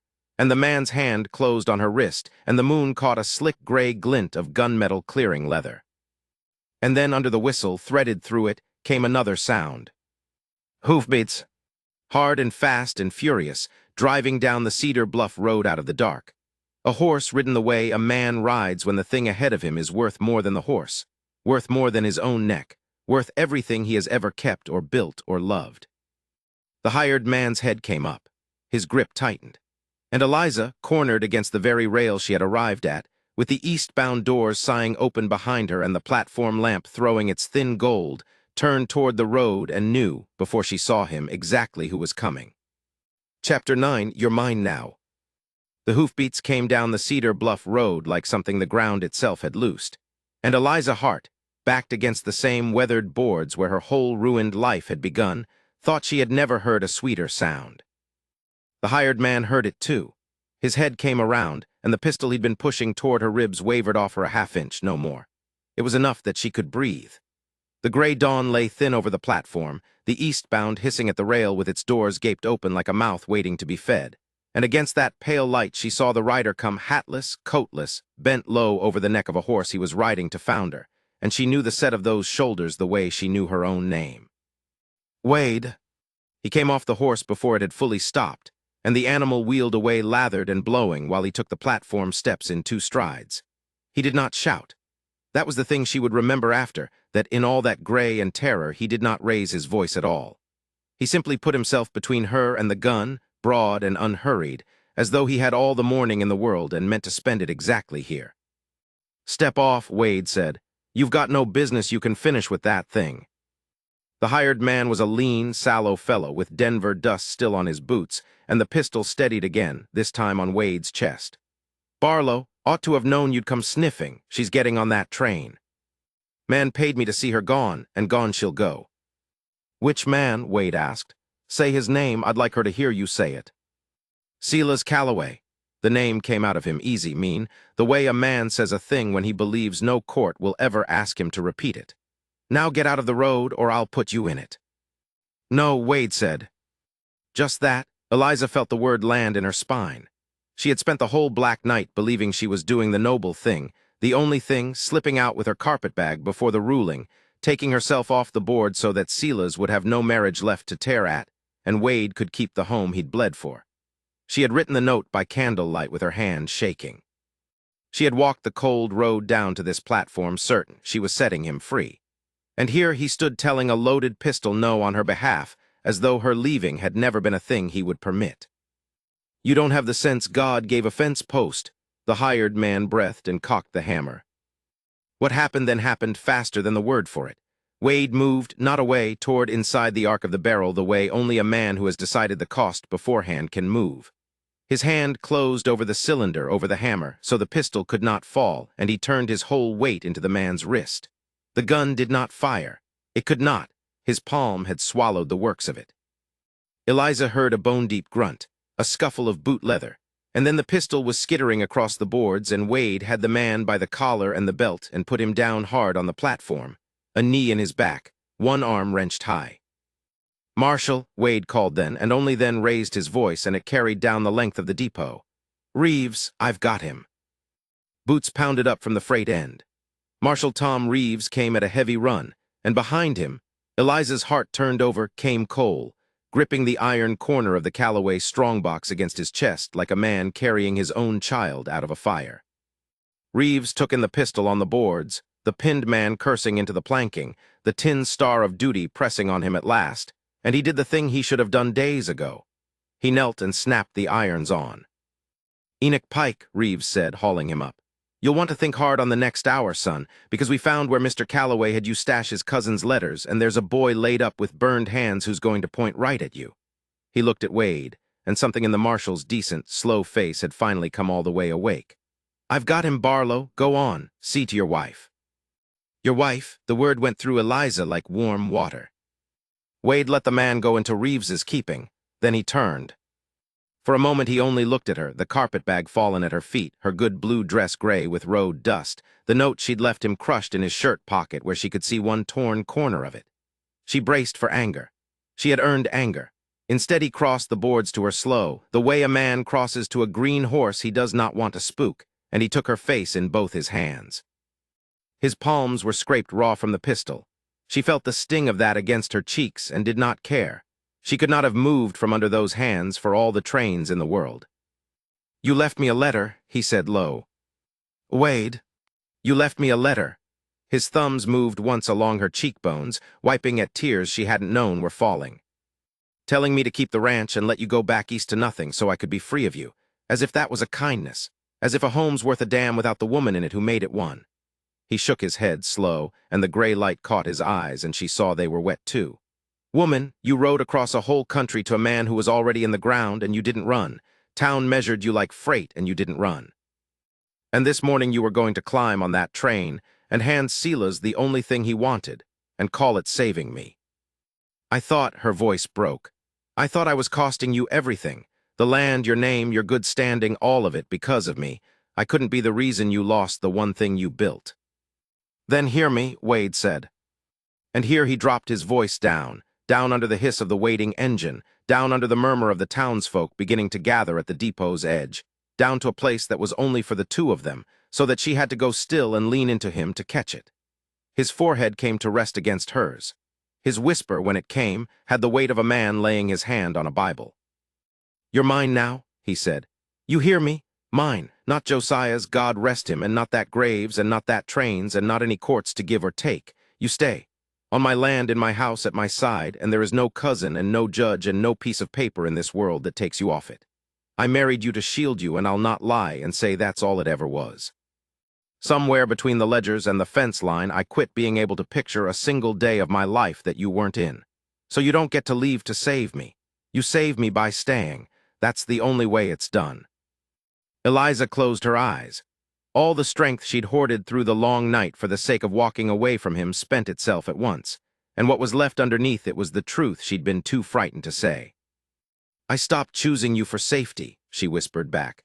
"I don't know when, I only know that when I set my hand to that carpetbag this morning it felt like tearing something out of me by the root. I was never running from you, Wade. I was trying to give you back everything I thought I'd taken, but I don't want a free life without you in it. I want the hard one. I want the rocking sea and the bad ledgers and your torn coats and every cold morning of it. I want them with you." She opened her eyes and found his. "I love you, there. It's said now, and I'll not take it back for anybody's good." For one breath the whole gray world held. Then Wade Barlow kissed her, there on the platform where the town had once tried to bundle her off like a debt, and the eastbound whistle blew long and lonesome and pulled out of Cedar Bluff without her, and this time she did not so much as turn her head to watch it go. The courtroom, when they reached it, smelled of wood smoke and rain-damp wool. and Judge Alcott had the look of a man who had already half-written his ruling and was cross about it. That look changed when Marshal Reeves set the recovered strongbox on the table before the bench and one by one laid out Josiah Calloway's unsent letters. The paper true, the hand true, every line of them naming Eliza his intended wife and the rocking see the home he meant to make with her. "These were taken from the Barlow house the night of the theft, Your Honor," Reeves said. "Found hid in the rented cabin Sela's Calloway's been keeping, alongside a Denver match tin the same as the one dropped at the barn fire that near killed a boy of 16. Sela's came half out of his chair. That's a fabrication, that's Lena, tell them the marriage was a fraud, tell them." But Lena, called again to the stand, had gone the color of ash. She looked at the letters. She looked at the strongbox that had been hidden where only Sela's could have hidden it. She looked at Sela's, who had promised her a great many things and delivered her onto the wrong side of an arson that had nearly burned a boy alive, and something in her simply gave way. "He paid me to say it," she said, and once it started, it would not stop. "The marriage was true, everybody in that town knows it was true. Sela's paid me to lie, and it was his man took the letters, and it was his man set the barn. I saw the tin, I saw it in his cabin." She was weeping now, the whole invented story coming apart in her hands. "God forgive me, it was all Sela's." Judge Alcott let the courtroom's uproar run itself out. Then he brought his gavel down once hard. "The will stands," he said. "The marriage stands. Eliza Barlow and Wade Barlow hold the rocking sea, jointly and free of encumbrance." His eye went cold on the man in mourning black. "Sela's Calloway, you'll answer to this court for fraud, for conspiracy, and for arson endangering a life. Marshal, take him." They led Sela's out past the very townsfolk who, a week before, would gladly have shipped Eliza east on the morning train. Not one of them met his eye. A good many of them met hers, Hetty Doyle first, cheeks wet and grinning, and then old faces that had sneered at the depot and now dipped their hats to her as she passed. Eliza walked out of the Cedar Bluff courthouse into the clean, bright afternoon, a wife and a landowner in her own right. Wade's scraped hand folded warm around hers, and understood at last that she was not going anywhere. She was, in every way the word could be meant, home. Chapter 10, the home she kept. The prairie had gone gold by the time the last of the cattle came home. Eliza stood at the top of the rise with her ledger tucked under one arm and watched Cole and young Sam push the recovered herd through the mended gap in the north fence. Every head accounted for, she had counted them twice against the tally in her own neat hand, and the numbers agreed for the first time since she had first opened Josiah Calloway's ruined books. The rocking sea was whole again, more than whole. It was hers and it was Wade's, and the deed sitting in the strongbox down at the house said so in ink no cousin could steal. "You'll wear a hole in that book," Wade said, riding up beside her. He had a way of arriving quiet, the big roan barely making a sound in the grass. "Countin' and won't make more of 'em." "Counting them makes sure no one takes them," she said. "I've learned that much this year." He swung down and stood beside her, hat pushed back, and for a while neither of them spoke. Down in the yard, the new barn caught the low sun, raised in a single week by neighbors who, not 6 months past, would have crossed the street to avoid tipping their hats to her. The Hendersons had brought lumber. The Doyles had brought a whole wagon of dinner. Even the freight agent who'd once shorted the ranch had sent 2 of his own men and a keg of nails, which Eliza suspected was the nearest thing to an apology the man had in him. "Sam's walking without the limp," Wade said. "I noticed. Hetty's been feeding him twice what he can hold. Boy near burned to death in that loft. Let her feed him." Wade's jaw worked a moment. "He's the one found the strongbox in the end, crawled under Sela's rented floorboards on a hunch. I'd have never thought to look there. He's braver than he knows. So's his straw boss." Eliza glanced at him. "Cole. Told him this morning, man's rode for this brand 11 years, time he had the title and the wages to match." Wade almost smiled. He didn't say much. "Went off behind the smithy, and I believe he had himself a private moment." She laughed, the easy, unguarded laugh that had been so long in coming that first bitter winter, and came freely now. It still surprised her sometimes to hear it in her own throat. "He earned it," she said, when she'd caught her breath. "Cole rode out with you through every cut fence and every cold night this year. He stood in that courtroom when half the county wanted to see us broken. A man like that doesn't need a title to be worth 10 of the ones who have one, but he ought to have it anyway." "That's near word for word what I told him." Wade shook his head slow. Sometimes I reckon you married me for my ranch, and I married you for your bookkeeping, and we're both of us better off than we deserve. We're exactly as well off as we deserve, she said. It only took the whole county a year to agree. They were married on a Sunday, in the churchyard at Cedar Bluff, under a sky so wide and clean it seemed to have been swept for the occasion. It was not the wedding they had before. That first one had been a fast, plain thing in Hetty Doyle's parlor, vows spoken like a contract signed under threat, both of them careful not to look too long at the other for fear of what plain looking might admit. This was different. This one they had chosen. Eliza wore the same blue dress. She had insisted on it, over Hetty's objections, over the bolt of dove-gray silk the mercantile woman had pressed on her at cost. I stepped off that train in this dress with nothing, she said, and I mean to marry the man I love in it with everything. Let the town see the difference. Hetty had wept into her apron and pinned fresh lace at the collar and said no more about silk. Reverend Price, who had met her at the depot a year before with grave news and folded hands, met her at the altar now with a smile that put 10 years off him. I have buried and married a great many of this town, he said, but I don't believe I've ever done the two so close together for the same soul, nor been so glad of the second. He cleared his throat and opened his book. The hands stood in a scrubbed row along the front pew, hair slicked flat, collars strangling them, grinning like fools. Cole had a flower in his buttonhole that Sam had plainly put there against his will. Hetty sat weeping happily from the first word. Marshal Reeves stood at the back with his hat over his heart, and if he looked a touch ashamed of how slow he'd once been to cross the moneyed for her sake, Eliza had long since forgiven him. He'd come around when it counted. Most of them had. When Price asked the question, Wade did not answer it to the Reverend. He turned to her, and he took her face in both his hands the way he had on the depot platform in the gray of that terrible dawn, and he said it low, only for her, the same words that had undone her then. You're mine now, he whispered, and I'm yours. No train, no court, no dead man's kin, nobody takes you from this home. I said it once when you were afraid to believe it. Now I'm saying it where God and the whole county can hear. I hear you, Wade Barlow, she whispered back. I heard you the first time. I only had to stop being too proud to answer. She pressed her hand over one of his. I choose you, not for the roof, not for the shield, for you. I'd have married you if you'd owned nothing but that one clean shirt. I very nearly did, he said, and kissed her, and the churchyard erupted, and Sam whooped loud enough to startle the horses at the rail. There was a supper after, laid out on planked tables in the yard of the rocking sea, and it lasted until the stars came out. Silas Calloway was not there to sneer at the head of it. Silas was in the territorial jail at Denver, awaiting his sentence for fraud and conspiracy to arson, and his hired man in the cell beside him. Lena, who had wept and recanted on the witness stand and named them both, had been let go with a caution and a lecture from Judge Alcott, and had taken the next stage out of the county for good. Eliza found she bore the woman no grudge. Fear had made Lena lie, and a smaller fear of hanging had made her tell the truth, and the truth was all Eliza had ever needed. Judge Alcott's ruling was framed now and hanging in the front hall of the ranch house, where the theft of a strongbox had once made Silas smirk in town as though he'd already won. The will stood. The marriage stood.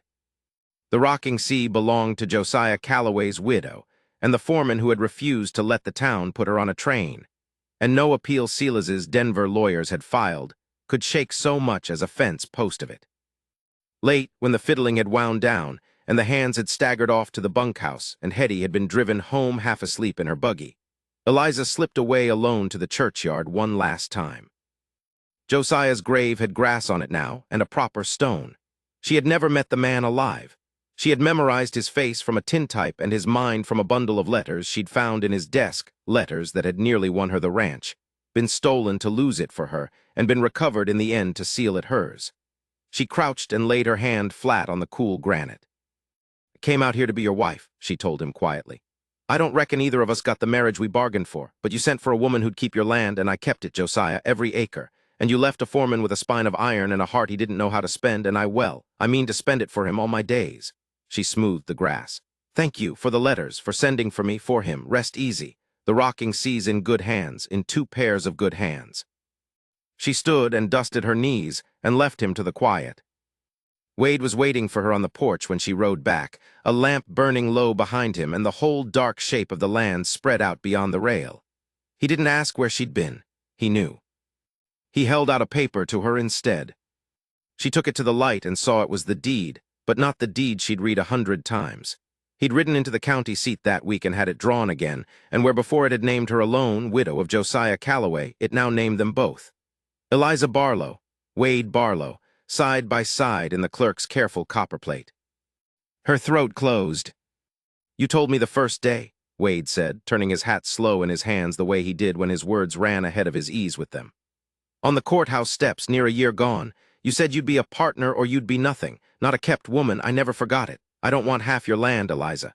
But I'll not have this ranch say you belong to it and it don't belong to you too. Partners, like you asked." "From the first." "Wade, you're mine now," he said again, low, the third time, and this time it was not a claim staked against a hostile world, but a promise already kept and going on being kept. "And this," he nodded out at the dark sweep of grass, the barn, the fences, the sleeping herd, all of it silvered under the risen moon, "this is yours, ours. Nobody's talking it. Nobody ever will." She folded the deed against her heart and stepped into him, and he wrapped his arms around her, and they stood a long time on the porch of the home she had almost never had, looking out over the land under the same great prairie sky that had watched her step down onto the platform of Cedar Bluff, a stranger, a debt, a woman nobody wanted to pay for. Far off down the valley, faint on the night air, the eastbound whistle blew. It had been the first sound she heard in this country, and the loneliest, the sound of the only way out, and of everyone but her deciding she'd be on it. She had listened for it once with her heart in her throat. Now she did not even turn her head. Wade felt her go still, felt her not turning, and pressed his mouth to her hair. "Let it go," he murmured. "It can go," she agreed, warm against his chest, sovereign and safe and home at last. "I'm not on it. I never will be again." The whistle faded down the line and was gone, and the great dark land lay quiet around them, and the two of them stayed where they were until the lamp guttered low, in no hurry at all, with all the time in the world before them and every acre of it their own.